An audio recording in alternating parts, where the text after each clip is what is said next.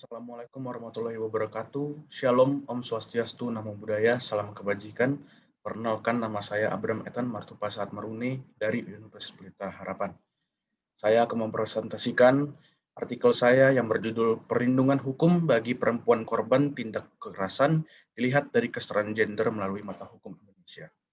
Kekerasan terhadap perempuan tetap menjadi permasalahan yang mendunia, tak terkecuali Indonesia. Semua orang dapat menjadi korban dari kekerasan terhadap gender, dan hal ini perlu mendapat perhatian khusus dari pemerintah Indonesia agar angka korban bisa berkurang. Indonesia yang merupakan anggota dari UN Women sudah mengimplementasikan nilai-nilai yang ditunjung tinggi oleh organisasi internasional tersebut. Namun, dalam mengenangani kekerasan seksual, hukum Indonesia belum memperkenalkan perbedaan pemerkosaan sesuai gender.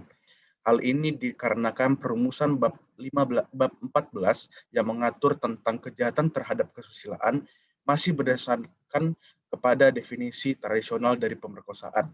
Sementara bab 20 masih mengatur penganiayaan secara umum. Melihat KUHP yang masih belum mengatur mengenai kekerasan seksual secara spesifik, hal ini meningkatkan urgensi disahkannya RUU PKS. Mengapa harus mendukung RUU penghapusan kekerasan seksual? Filosofi mendasar dari konsep kekerasan seksual atau RUU PKS adalah perlindungan korban.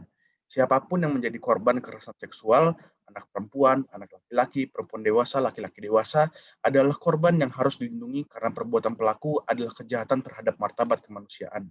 Dalam RUU PKS, pembunuhan anak korban adalah hal utama yang menciptai dan menjiwai setiap perumusan pasal di dalamnya.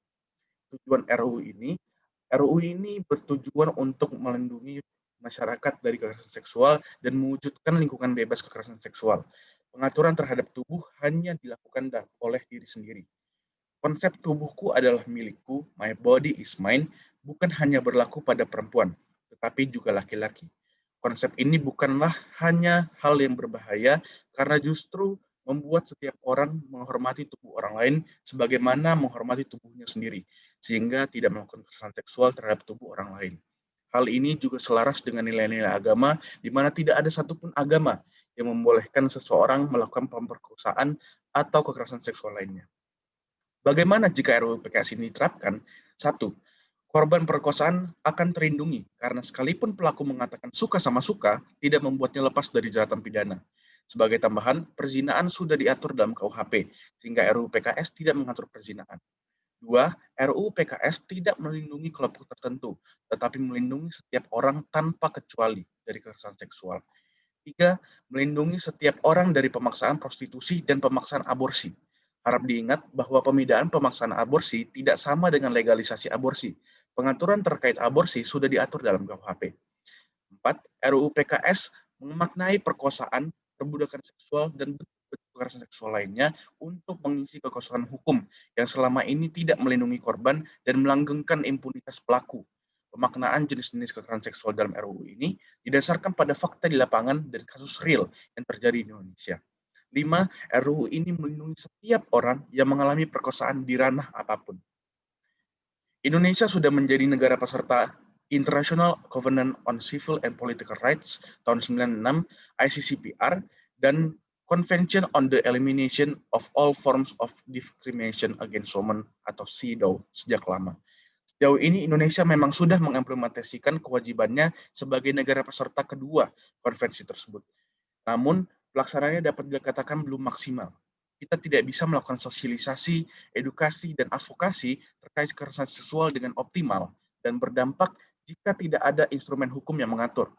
Sudah banyak kasus kekerasan seksual yang ditangani oleh instansi yang berujung pada jalan buntu karena tidak adanya payung hukum.